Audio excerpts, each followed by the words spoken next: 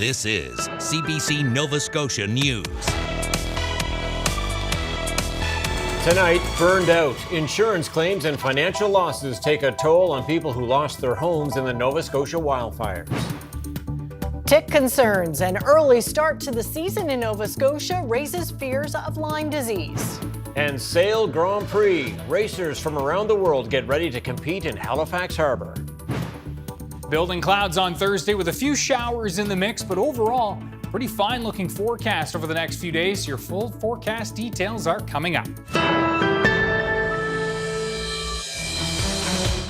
Good evening. It has been a long year navigating the insurance process and dealing with financial losses for many of those recovering from the wildfires. Trying to rebuild has brought with it additional stress both in Upper Tantallon and in Shelburne County. But as Gareth Hampshire tells us, some are now feeling better about their situations.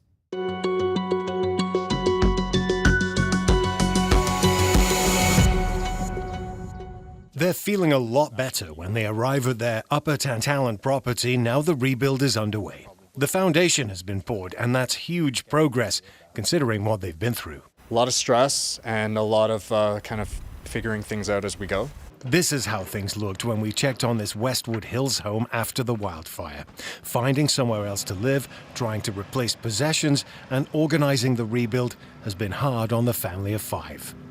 It just hasn't really felt real. Like, it was definitely a very different experience. Just a lot of moving around and a lot of different things than what we're used to.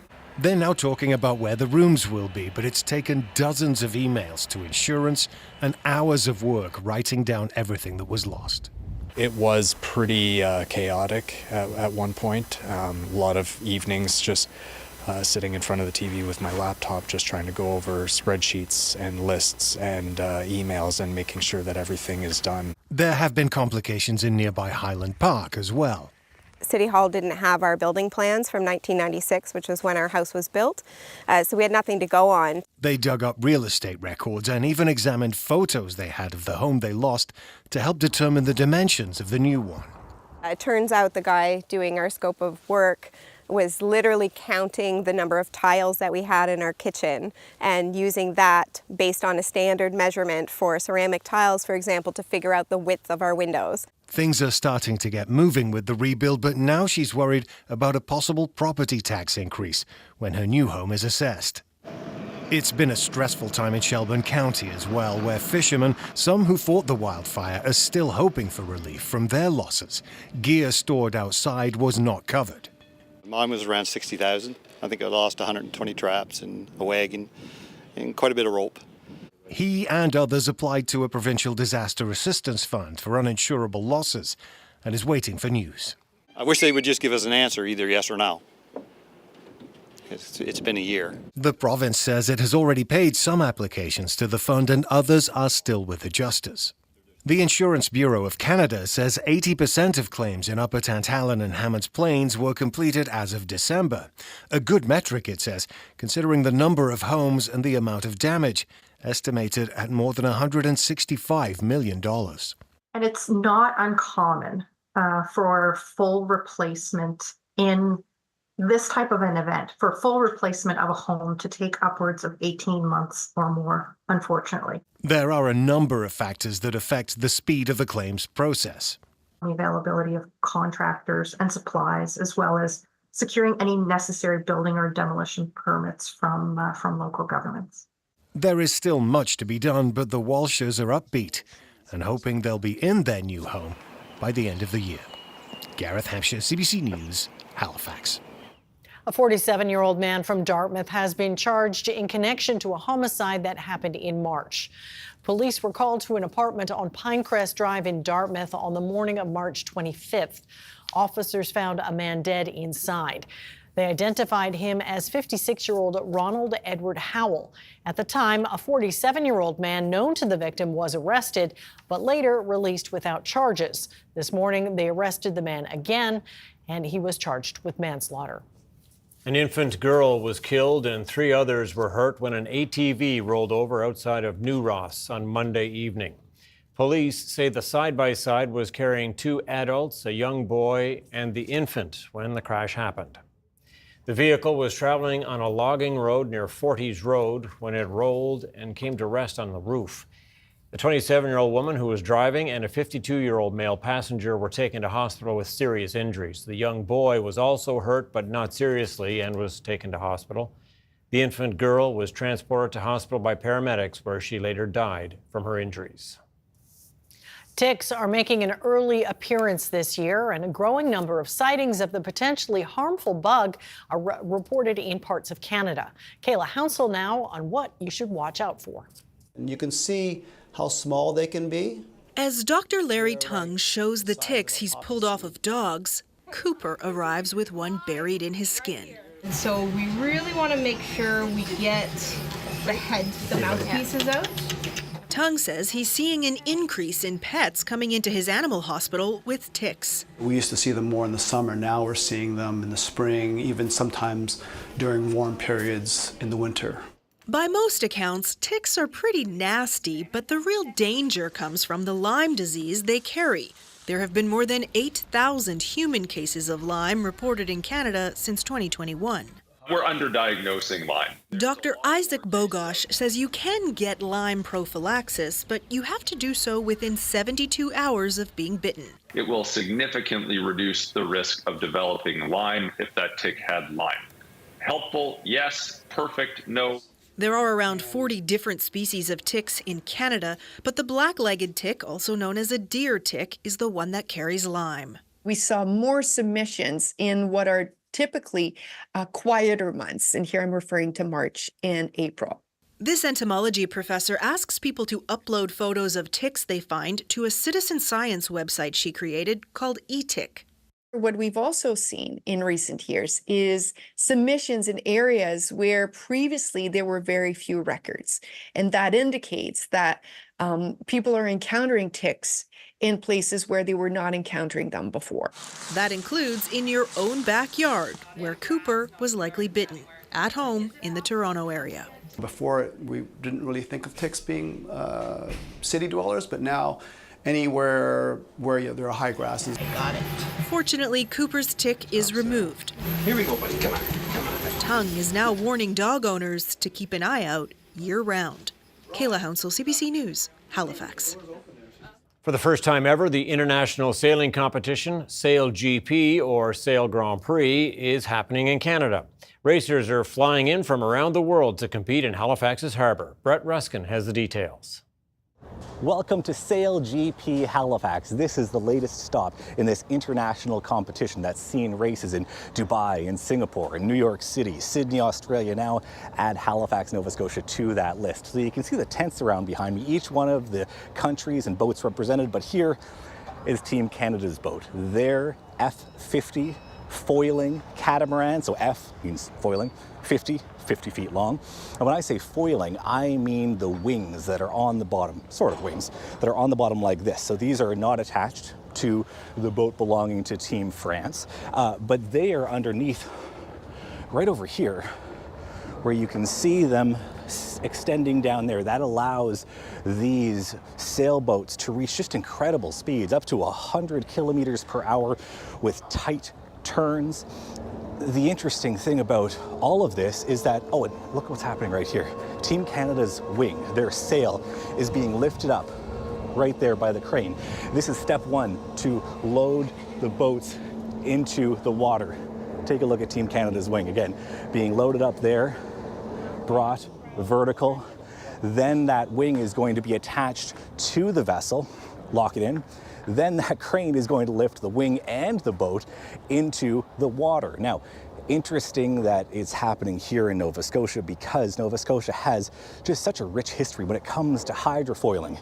Hydrofoiling was invented here up in Bedeck. Alexander Graham Bell, when he was done with the telephone, when he was done with the first powered aircraft in Canada, he invented the hydrofoil. It's on display, or a replica of it is on display at a Parks Canada site at a museum there. And so fast forward 100 years, now we have these boats here made of carbon fiber. The T-foil there, that shape there is made of titanium. The cutting edge, the leading edge of sailing technology happening here. So one more quick look at the overall site here. This is Team Germany's boat, again Team Canada's wing, and Halifax Harbour out in the distance with races set to happen all weekend long. Brett Ruskin, CBC News, Halifax. And I'll talk to the lead for Canada's entry in this race about how Halifax landed the race and what the weekend will be like. That's our newsmaker just after 6:30.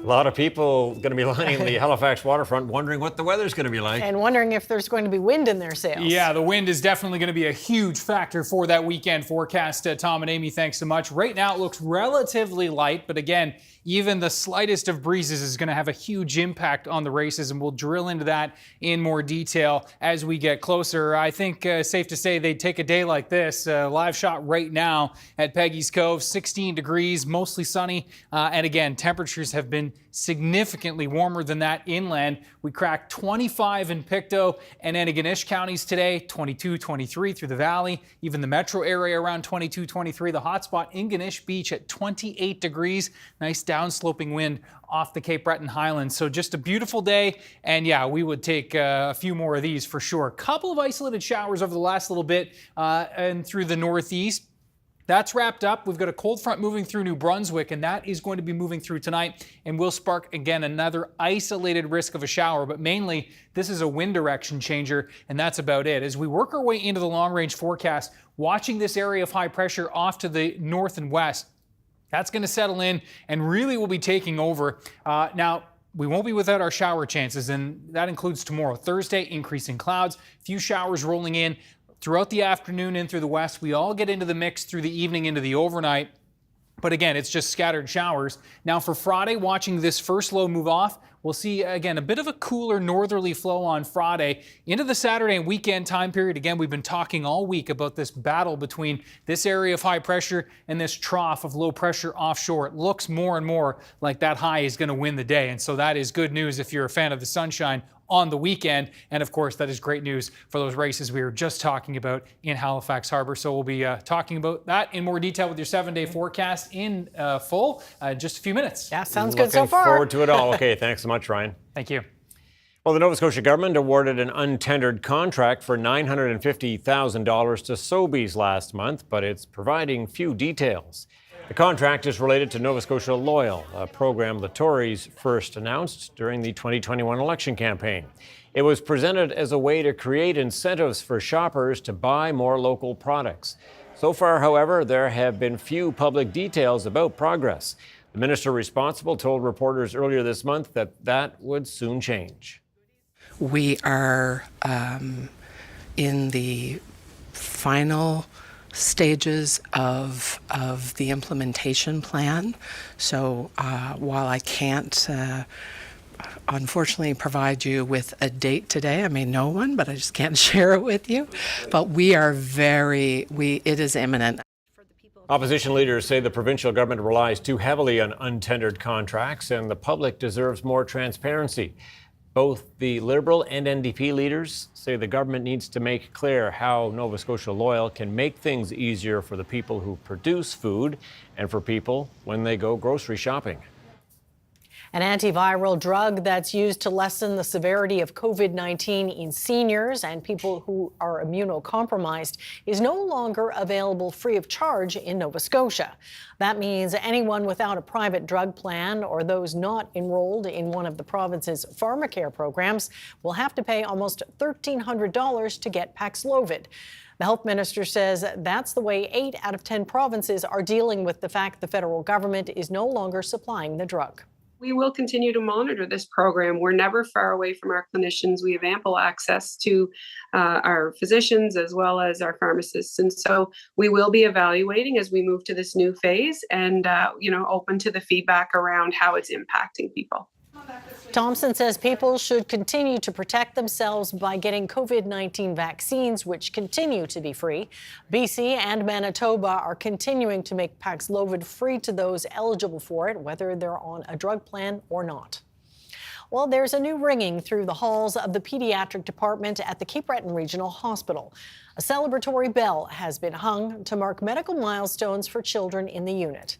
And as Kyle Moore tells us, it's inspired by a young girl who lost her life to cancer. Jeff and Nadine Watt know how hard a cancer diagnosis can be for a family. Their daughter Molly died in 2022 at the age of 12 after a battle with Ewing sarcoma, a type of bone cancer. It is a war. It's not just one battle. It's a long journey. It's a family illness. It affects everybody. Molly inspired others to be kind and raise thousands of dollars for charities. Her family continues that through Molly's mission. And now a bell in their daughter's name will be part of a positive outcome for children battling critical illness. A lot of kids are here for treatments for a variety of illnesses. And this is an opportunity for them to bring in their family, their friends, their support, to celebrate their medical milestones. The pediatrics unit at the Cape Breton Regional Hospital sees about 200 patients each year. Melissa McDonald was Molly's nurse and knows firsthand what it means to help families through tough times. The strength and the hope that this bell brings with ringing of a positive test, finishing chemo treatment, although that may look different for everybody. I hope that this bell gives a sense of pride and purpose for these families. The mural behind the bell is the color gold, which represents childhood cancer, and purple, which represents all types of cancer. The message from Molly's family to others dealing with the disease is to stay positive. You have to find the fun. You have to find a way to laugh every day. That was our goal. We said to Molly, we're going to laugh every day. We're going to smile. We're going to find something to look forward to every day. As for what Molly would think of the bell, this morning started with a full rainbow outside of our window at home.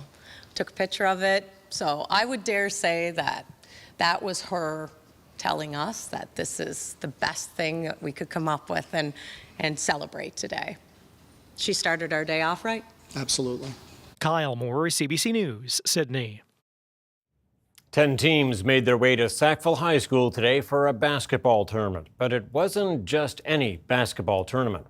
It's called a unified tournament, and it's for high school kids with mental and physical disabilities. The CBC's Paul Palmer took in some of today's games. This was not a run-of-the-mill basketball tournament. All 10 teams, with Liverpool High School being the furthest away, followed a bagpiper into the Sackville High School gym. Many of the Sackville High students were making lots of noise in support of the players. We are giving them an opportunity to participate, putting on their school uniforms, and breaking down barriers in schools all across the province. The beauty of a unified basketball game is that players from varsity high school teams are paired with special needs players to provide them with assistance and encouragement. Basically, we help them and we guide them. We're all on the basketball team, so we have experience.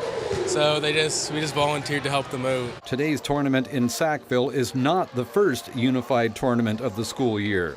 In February, we went to another tournament at Hants East, and it was so much fun. The kids had such a great time. It was really quite meaningful. Pulling off a tournament like this has its fair share of challenges, but that's where a sea of volunteers, most of them students, came in handy. It's really fun to do, and it's really nice to see how much they enjoy it and how much they cheer each other on, and it feels really nice to see them be able to be a part of it. For the players, the tournament is a blast. What's it like to take part in the tournament? It is good. It is good and fun to play in the tournament. It means a lot, Some people don't get a chance to do this, and, it's just another thing that, people that wouldn't be able to do it could do. And some of the visiting teams even brought their own cheering section. That kind of support speaks to the importance of making sure the players feel appreciated. A crew of Halifax firefighters were also on hand to give some of the teams a first-hand look at their equipment. This one goes in here, and then we can hook it into the hydrant. Teams got their pictures taken with the fire truck, just one of the extra touches arranged by organizers. Some of them are participating in Special Olympics, but some have never had that opportunity. So it's really quite fun for them to get a chance to be the center of attention here in a sporting environment. Crow hopes the tournament created many memories these players will never forget.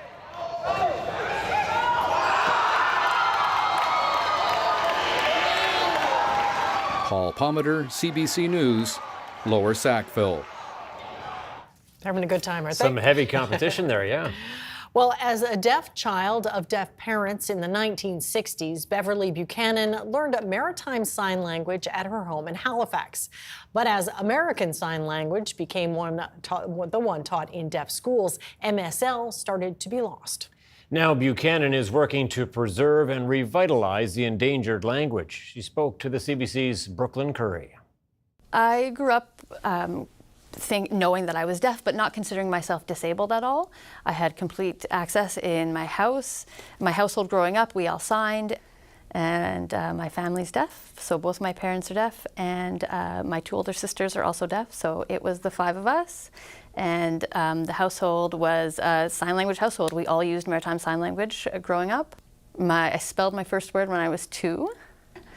And then the second word that I learned how to spell was my own name, which is Bev. And then I went to Gallaudet University at 16 years old. And then I started noticing that I did sign differently than other people there. They would look at me and sometimes not understand or had never seen some of the signs that I was using before. So gradually I did shift there to what they were using. I mean, some people did make fun of me for the language that I was using from my home language, but it was just a little bit different. So maritime sign language is heavily influenced, heavily borrowed from a British Sign Language at the time, about 80% borrowed from British Sign Language. So, for example, their spelling would be different than American Sign Language. It would be the two-handed manual sign language that they use in Britain, which is different than the American Sign Language one-handed version that you might see. The teachers who worked for the Halifax School of the Deaf were approaching their retirement age. They were the ones who used Maritime Sign Language. So with less and less of those teachers, and then when the school moved to Amherst, there was new teachers, and these teachers came with American Sign Language. So you can pinpoint that shift right there with the change in schools. I should say that there's less than 100 people in Nova Scotia right now who use Maritime Sign Language. The language is endangered. So when I came back home, I was very happy to see that MSL is still here. You can still see it creeping into people's vocabulary. And it feels like coming home, not only coming home to my home province, but coming home to my home language as well. And then I stayed and lived in the States for 42 years, and now I'm back home, which was in September when I was offered this job here at NSCC as the program manager for the ASL Studies and the ASL English Interpretation Program. I am the first deaf manager at this level, I think nationwide. A deaf lens is really key for this work. If we want the programs to be successful, we need to have a deaf lens, thinking about my lived experience, thinking about what the interpreters will need in the world, and really have that connection to the deaf community ingrained in the role is really, really important. Knowing the deaf way of life, just knowing things that are intrinsic to how we are in the world, the importance of touch, the importance of attention-getting behaviors that are unique to deaf cultures, the importance of lighting, that sort of thing that students will be able to learn. If I think about women who grew up in agricultural societies, who stayed at home, who made hamburger, they have a specific sign for hamburger in MSL, which is like this. And long ago, if you think about meat grinders, that they would clamp onto a table and operate in this way, the MSL sign evokes the meat grinder that was used, the women doing the work, that sort of thing. Today, you won't see that sign anymore. The sign for hamburger in ASL is a completely different sign. So those stories are lost. Yeah, I have about 20 videos that are edited and ready to be studied. So with those videos, and those are videos I should mention that are authentic signers. So we can use clips of their vocabulary embedded in the curriculum to identify the vocabulary, and then later add the context of each specific vocabulary. So students would take those videos, watch them, learn the signs from them, and then learn MSL from that. The students are very curious about MSL and very motivated learners as well. I'm hoping for a semester-long course in MSL, if we can. And then thinking about how that will help the community as well with that revitalization work. All right, time now for a short break. Stay with us. There is a lot more to come on CBC Nova Scotia News. Donald Trump's fate in his hush money trial is now in the hands of the jury. Heat record. Parts of India are experiencing a severe heat wave. Temperatures in Delhi hit 50 degrees today. Yes, thankfully not that hot here today. There's a look at the sailors on the water in Halifax. Ryan is up next with his forecast. We'll see you in a few minutes.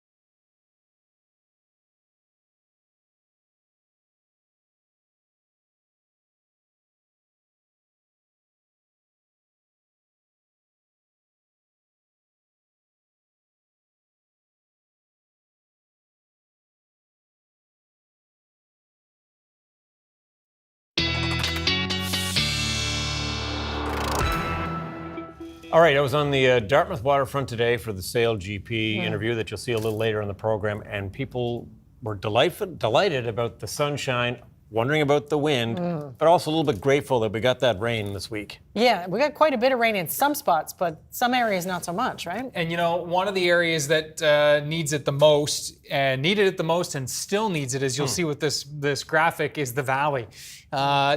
Just didn't really get much there, as you can see with this rainfall map. The Atlantic coastline, you know, did bear the brunt as expected with the 20, 30, 40 millimeter amounts. Did see some pockets of 50, Port Mouton and the airport. But again, bit of a rain shadow there coming off South Mountain into places like Greenwood and Kentville, and that area again needs the rain, obviously. And similar story up towards Amherst as well, just a few millimeters there, and then it increased as you work your way east. So we'll hope that the valley can muster up some of these showers that we're going to be talking about. And this all ties into the burn ban. You can see the burn ban back in green for most, but not for Kentville and up towards the Amherst area, where things again are still a little bit dry, so some restrictions in place there. And note, as we look at the fire danger map, also kind of nicely shows, you know, the area. This is for the outlook for tomorrow. You can see in blue in and around the Tri-County area, up the Atlantic coastline into Halifax, and then that area up towards the north and east into the moderate, even high range. So it's all thanks to, and you know, the lack thereof, that rain that came in through the province yesterday. Temperatures out there right now, we're at 13 at Western Head and at Canso, and down towards Back Row as well. But it's, as you can see, it's the inland temps that are still nicely into the 20s for most places. 26 at Ingonish Beach. That was our hotspot today at 28. The winds in from the west to southwest, for the most part a southwest wind here, becoming westerly here already. And we are going to be, you can see those gusts in the 30 to 40 kilometer per hour range, and a northwest wind coming in on the other side of this cold front, which is moving through New Brunswick right now. And that will sail through tonight. Area of high pressure moving in, and all this front will hit the coast. A new low will develop, and there's just going to be this trough of unsettled weather moving just offshore. But it is looking like this high is going to hold strong, which is good news for our weekend forecast. There is, again, another low working through the prairies right now. Some cooler temps spilling into British Columbia and through Alberta. 36 degrees in Orlando. Folks are standing in line for rides there. That is going to be a hot one for sure. Flip-flop sticking to the pavement type weather there. Shower chances this evening for Cape Breton and for the Northumberland shore. That is mainly through this evening, as you can see here. Very slight risk through the overnight as that frontal boundary does pass through. For tomorrow morning, high single digits, low double digits, a pretty pleasant start. Quite a bit of sunshine early, some fog patches, then a pretty bright, good chunk of the morning. Increasing clouds into the afternoon and some showers for mainly western areas for the afternoon, and then we'll all get into the mix for the evening. And again, we'll hope that a good shower just sets up over the valley and does not move for a little while, and we'll keep our fingers crossed for that. Temperatures really variable tomorrow. Sea breeze here, so it's going to be in the Bredor Lake area where we have our best chance of 20 across Cape Breton tomorrow. And again, sea breezes for both the Northumberland shore and the eastern shore tomorrow, and so the warmest temps are going to be inland along the spine of Nova Scotia, so to speak. We will be looking at, again, those isolated shower chances moving into the afternoon, more so through the evening. But again, cooler sea breezes no matter where you are tomorrow with those light winds. Note the arrows here, more of a northerly flow widespread on Friday. So temperatures ranging from around 16 to 20, warmest spots here along the south shore in that type of a setup. And then again, this trough of low pressure offshore is going to be the name of the game throughout the weekend. High pressure moving in should keep winds relatively light. Looks like an actually, fairly light wind on Saturday for the races. On Sunday, maybe a little more of a southerly wind, which might keep temperatures a bit cooler right along the Atlantic coastline, but we'll drill into that in more detail. But overall, pretty quiet stretch here as we work our way through the next 7 days. Tom and Amy. All right, Ryan, thanks so much for that. Thanks, Ryan. Up next, I will talk to Jen Hall, a Nova Scotian who is team lead for Canada's entry in this weekend's SailGP event in Halifax that Ryan was referring to there. That is our newsmaker tonight. Yes, please stay with us. You're watching CBC Nova Scotia News.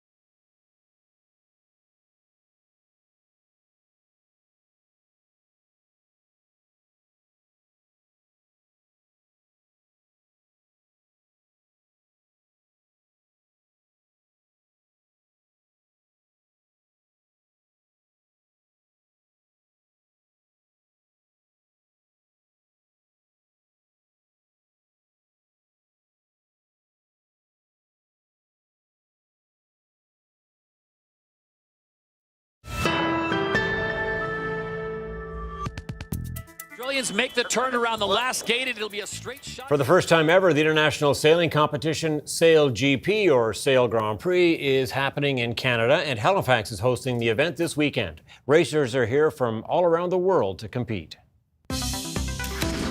Jen Hall is the lead for Team Canada here on the Dartmouth waterfront, where the Germans are getting suited up behind us for a bit of a practice run today.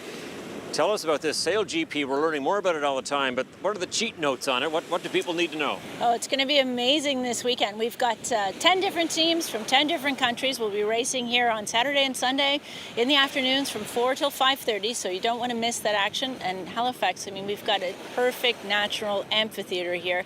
It's a true race stadium. You're going to be able to see this racing from anywhere. Someone once compared it to F1, Formula One car racing on water, but it's different in many ways, isn't it? Because of who's looking after the boats, the degree of that they have control over them, and the typical sort of skill set of the sailors. Yeah, no, absolutely. There are some similarities and some really special differences for sure.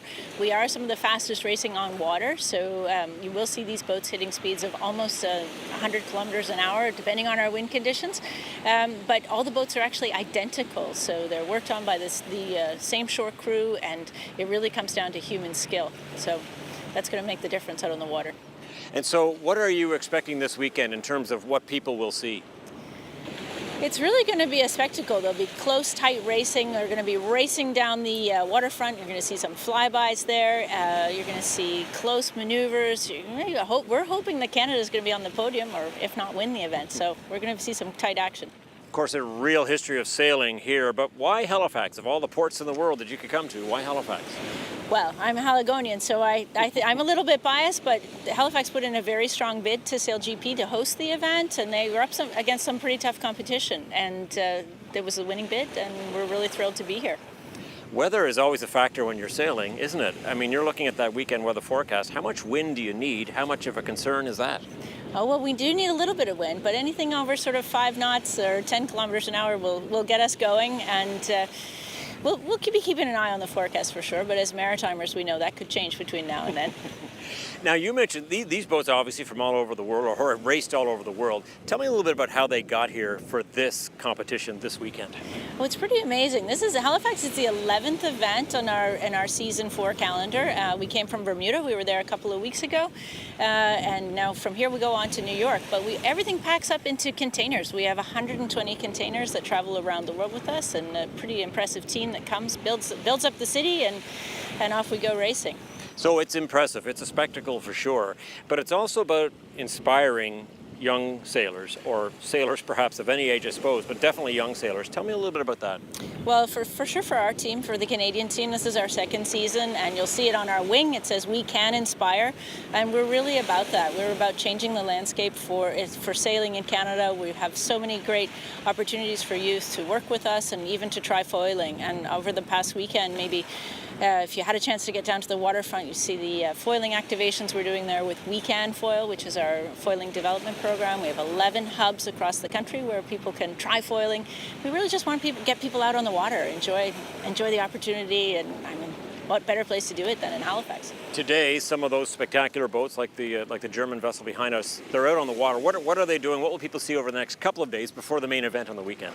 Well, today's the first day we're actually training on the water, and so today and tomorrow we've got 4 F-50s out there training in the afternoon, just lining up against each other, and then on Friday we'll go right into a full practice race scenario. So we'll do pretty much the same rundown as we're going to do on Saturday and Sunday. So Saturday and Sunday, we're racing from 4 o'clock until 5:30. Saturday has 3 fleet races, so that means all the boats racing. And then Sunday has 2 fleet races, and we'll go straight into the final, which is the top 3. I don't know if the weather cooperates, and it looks like hopefully it will. There'll be a big crowd lining the shoreline here.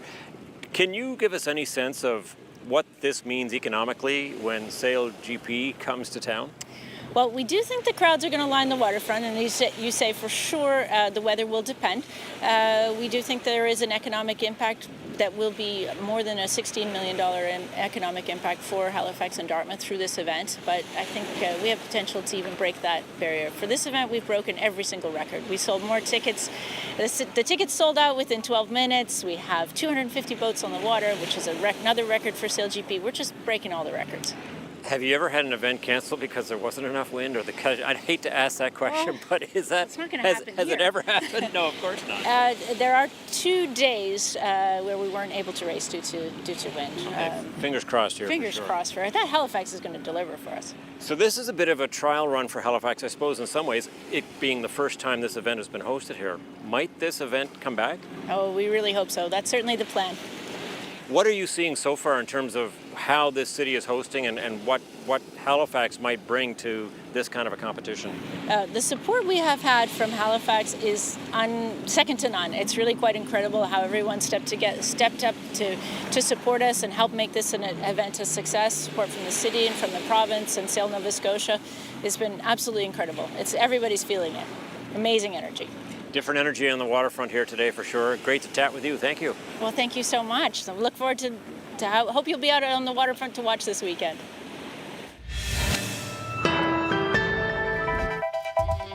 Coming up, more Ontario schools have joined a lawsuit against social media companies. They say the platforms have rewired the way students think, behave, and learn.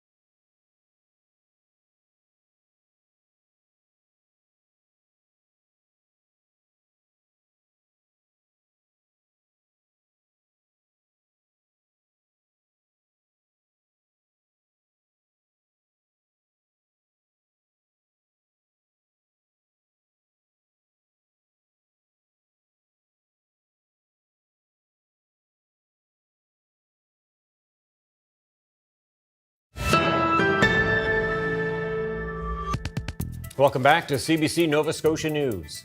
The so-called hush money case against Donald Trump is now in the hands of the jury. 7 men and 5 women in New York are considering whether or not the former president committed a crime.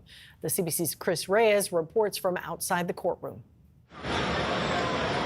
No more witnesses to take the stand. Closing arguments have been delivered. The judge has given this jury instructions, and now the countdown is on for this historic decision. Could be a verdict, could be a hung jury. We simply don't know. Now, it goes without saying that the stakes are high. After all, Donald Trump is not only a former American president, he is also the presumptive Republican nominee. And of the 4 criminal cases that he's facing, this could be the only one to conclude before this year's November vote. Now, this morning, the judge instructed the jury on details of the case, the legalities of the charges, 34 counts of falsifying business records in connection to hush money payments made to Stormy Daniels and others leading up to the 2016 presidential elections. A couple of notable things from the judge. The jury can't convict on Michael Cohen's testimony alone, the prosecution's star witness, given that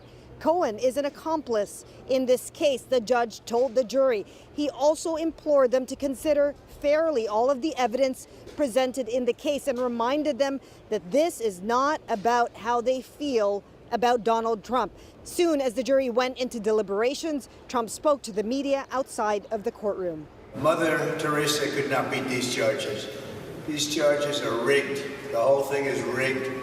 To convict Donald Trump, the jury must find him guilty beyond a reasonable doubt by a unanimous vote. And given that these are felony charges, jail time is on the line, but sentencing will not be up to the jury. The judge will decide that. Chris Reyes, CBC News, New York.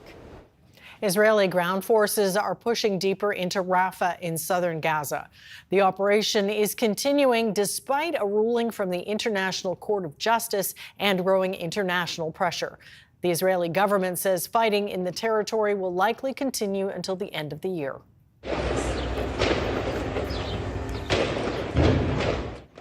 The sound of explosions rolled through Rafah, sending a team of paramedics scrambling for cover.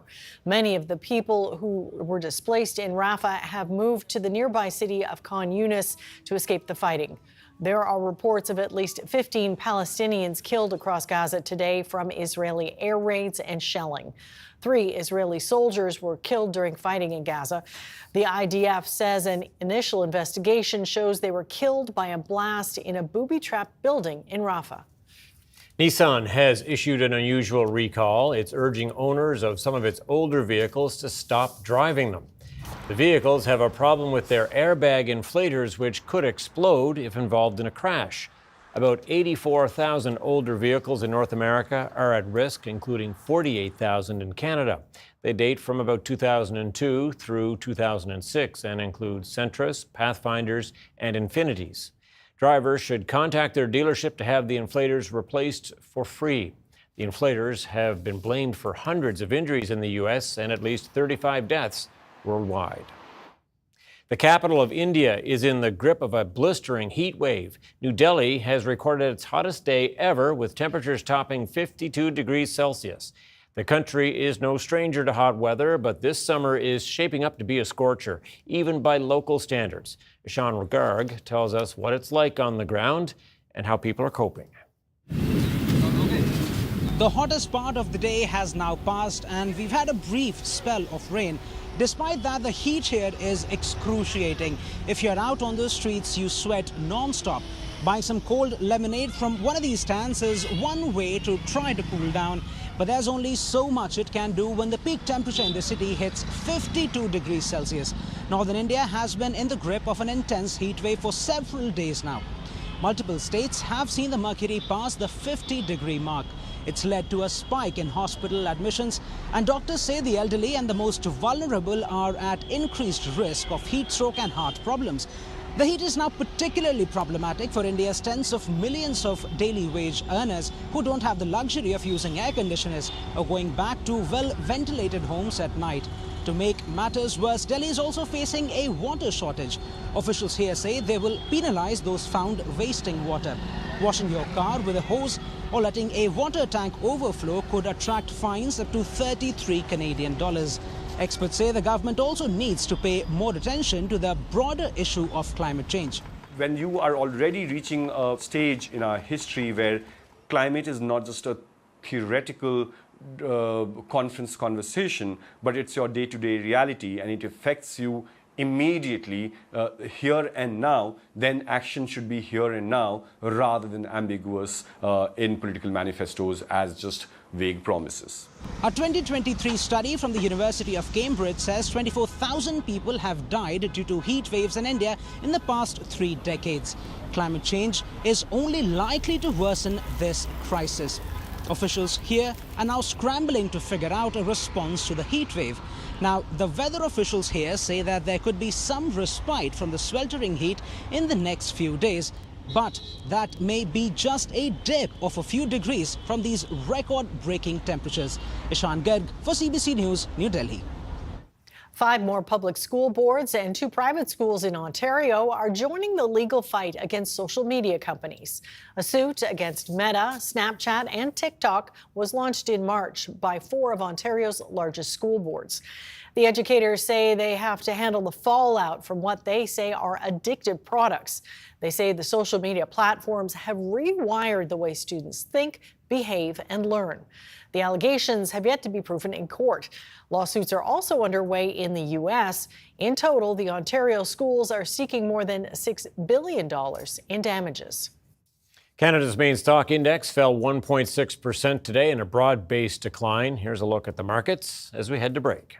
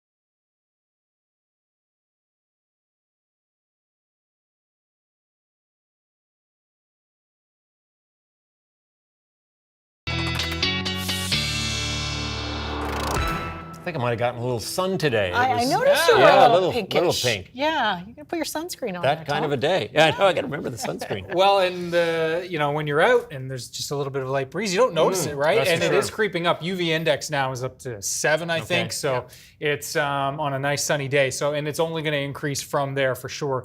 Let's have a look at a beautiful viewer picture of the day, which was actually taken in the rain, and this one from Trout Lake, which is out in just south of the valley there, as you can see. There we go. So there's actually 3 pictures here of the lady slippers. I thought it was a garden full of lady slippers there first when we saw that shot. Yeah, beautiful. Yeah. So is that kind of deep in the woods? It looks like it does look like that. And Ann out for a walk and snapping pics, and we love to see that. If you were out.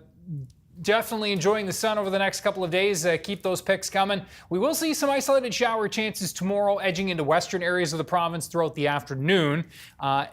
Halifax right on the edge, but it looks like a greater risk for Halifax into the evening, and that will also extend to eastern areas in Cape Breton, which will then also kind of carry through into the overnight. Now for Friday, isolated shower chances primarily in the east, and note the wind direction from tomorrow. It's just a light wind with sea breezes everywhere. Tomorrow, or Friday rather, that northerly wind will be more dominant, hence the cooler temps in the north and especially the northeast and for Cape Breton. So there's the little wave that's going to be pushing through with those shower chances late tomorrow into tomorrow night. That first low passes to our south, and then we've got another low to follow that up. But this area of high pressure is edging its way in, leading to sunshine and, fairly light winds as we work our way towards the weekend. And, of course, we'll be keeping a close eye on that forecast over the next few days. We know you will. Okay, thanks, Ryan. Well, we've got SailGP coming to Halifax this weekend. But last weekend, a group of pirates, privateers, and smugglers gathered to see a new breed of mariner set sail. Take a look at this. They're all. Go get them, Marjorie. Grandma's rooting for you. Yep, the 33rd running of the Schooner Wharf Minimal Regatta hit the high seas in Key West, Florida on Sunday. Vessels were constructed out of plywood and duct tape. Seaworthiness wasn't anywhere near as important as style or the uniforms worn by the captains. Prizes went to the fastest and funniest and the first to sing. Okay. There's a winner right there. Didn't go well for him. That's it for us tonight. Thanks so much for watching. We'll see you next time. Good night. Good night.